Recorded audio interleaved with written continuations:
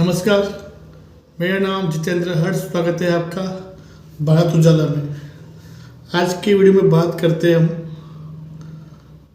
मल्लिकार्जुन खड़गे ने आज 30 दिसंबर 2023 को नरेंद्र मोदी के खिलाफ एक ट्वीट किया है। अब उस ट्वीट में क्या है ये आपको दिखाते हैं पहले हम, उसके बाद हम आगे बात करेंगे कि नरेंद्र मोदी के खिलाफ जो ट्वीट किया है और जो निशाना साधा है कांग्रेस अध्यक्ष मल्लिकार्जुन खड़गे ने, क्या वो सच में सही है या उखलाए हुए हैं। पहले आप ये ट्वीट, मल्लिकार्जुन खड़गे ने ट्वीट किया है कि ये 2023 का आखिरी दिन है और 2022 में आपने वादा किया था कि 2022 तक हर किसान की आय दोगुनी हो जाएगी और हर भारतीय को पक्का मकान मिल जाएगा और भारत की जो अर्थव्यवस्था है वो 5 ट्रिलियन हो जाएगी। ये सब तो हुआ नहीं, लेकिन पूरा देश जानता है कि भारतीय जनता पार्टी का झूठ सबसे मजबूत है। अब ये उन्होंने ट्वीट किया है और ये नरेंद्र मोदी जी ने वादा किया था 2019 में, ठीक है, जब वो पीएम बने थे।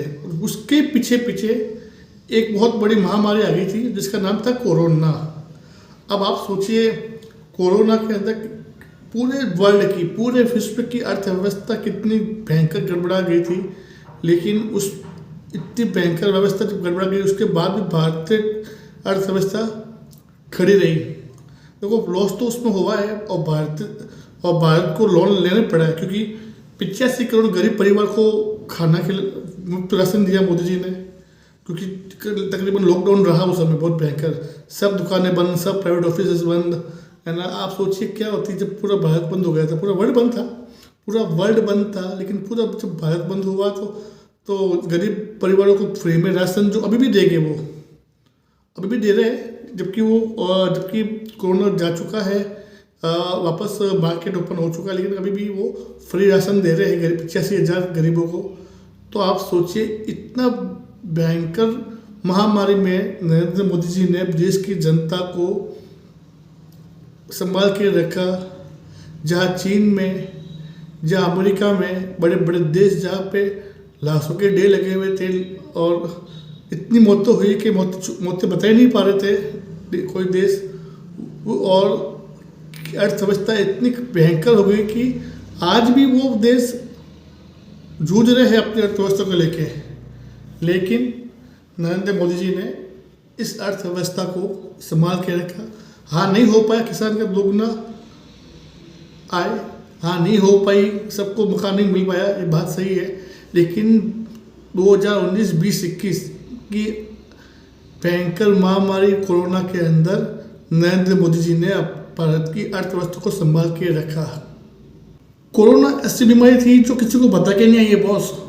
वो बीमारी सडनली आई है और वो बीमारी बिल्कुल ऐसी थी कि एक आदमी से दूसरे व्यक्ति से हो रही थी, तो किसी को बता के तो नहीं आई ना वो। और ये महामारी थी कि ना आप 2 गज की दूरी बनाए रख रहे हर एक व्यक्ति से, अपने को काम नहीं आ रहे। किसी के माँ बाप की डेथ हो रही है, उनकी लाश बेटे ले नहीं पाएंगे, क्योंकि ऐसी स्थिति थी कि कोरोना फैलता है, ठीक है ना। तो उस स्थिति में भी बीजेपी ने और नरेंद्र मोदी की सरकार ने संभाल के रखा देश को, ठीक है। उसके बाद भी, और दूसरी बात, कोरोना स्वदेशी वैक्सीन बनवाई। आप देखिए, कांग्रेस पार्टी इतना घोटाला करती है और कांग्रेस पार्टी और जितने भी विपक्ष पार्टी थी, वो पार्टियां बिल्कुल विरोध करती थी भारतीय वैक्सीन को लेके। उन्होंने फाइजर बोला, किसी ने कुछ बोला, लेकिन नहीं, नरेंद्र मोदी जी अड़े रहे कि उन्होंने अपने भारतीय जो वैज्ञानिक थे उनके ऊपर विश्वास रखा और भारतीय वैक्सीन बनाने सबसे फास्ट बनी है। बताऊँ मैं आपको, इतनी फास्ट बनने के बाद भारतीय वैक्सीन बनवाई और सबको फ्री में दी है। अगर खड़गे जी मैं भगवान न करे कांग्रेस पार्टी होती तो वो अपनी भारतीय वैक्सीन नहीं बनवाती और विदेश से वैक्सीन मंगवाती। उसमें भी अब अपना कमीशन ढूंढती वो सरकार, और जो आम जनता से पैसे लेती। चलो, हमारे गरीब उससे पैसे नहीं लेती, लेकिन जो सक्षम है उनसे पैसे लेती। लेकिन नरेंद्र मोदी जी ने जो पैसे वाला है, जो अमीर है, जो जो खूब सारा पैसा लेके रखा है, उसके साथ भी उन्होंने पैसे नहीं लिए, सबको फ्री डोज लगवाई। और आप सोचिए उस अर्थव्यवस्था में भी मोदी जी ने हर भारतीय को अपने परिवार या अपने बच्चों की तरह रखा। अब खड़गे जी, कांग्रेस पार्टी ने 1971 में एक नारा दिया था कि कांग्रेस लाओ गरीबी हटाओ, इंदिरा गांधी को लाओ गरीबी हटाओ। क्या देश की गरीबी हट पाई 5 सालों में उस समय? उसके बाद भी कांग्रेस आई थी, उस समय भी आपका यही नारा था, कांग्रेस लाओ गरीबी हटाओ। तो क्या गरीबी हट पाई थी उस समय भारत देश की?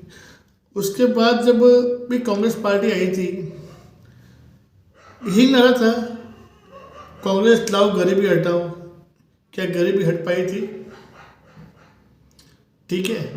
2014 तक 44 सालों के अंदर, 1971 से लेकर 2014 में 44 साल में 35 साल कांग्रेस के थे, जिसमें एक ही नारा था। अब आपकी पार्टी ने वादे किए ना, 35 साल में देश की गरीबी हटा नहीं पाई, 35 साल में देश की गरीबी और बढ़ती गई। आपको बता दूँ 35 साल के अंदर देश की गरीबी बढ़ती गई। तो फिर आपके वादे जो किए थे गरीबी हटाओ, जुमले थे। सबसे बड़े झूठ कांग्रेस पार्टी ने बोले 1971 से लेके 2014 तक 44 सालों के अंदर 35 साल में उन्होंने राज किया। उस वक्त भी उन्होंने अब देश की गरीबी को हटा नहीं पाए।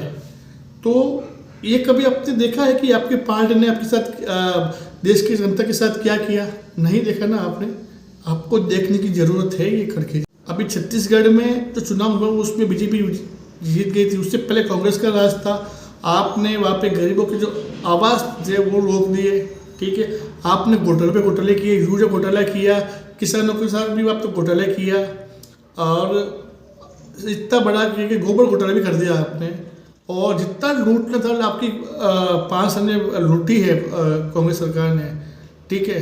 लेकिन आप वादा किससे पूछो? नरेंद्र मोदी से। नरेंद्र मोदी ने काम किया है, कोरोना में काम किया है, अभी भी काम कर रहे हैं। अभी मैं नरेंद्र मोदी का रिपोर्ट कार्ड दिखाता हूँ आपको, और रिपोर्ट कार्ड देखिए आप, फिर हम उस पर चर्चा करेंगे।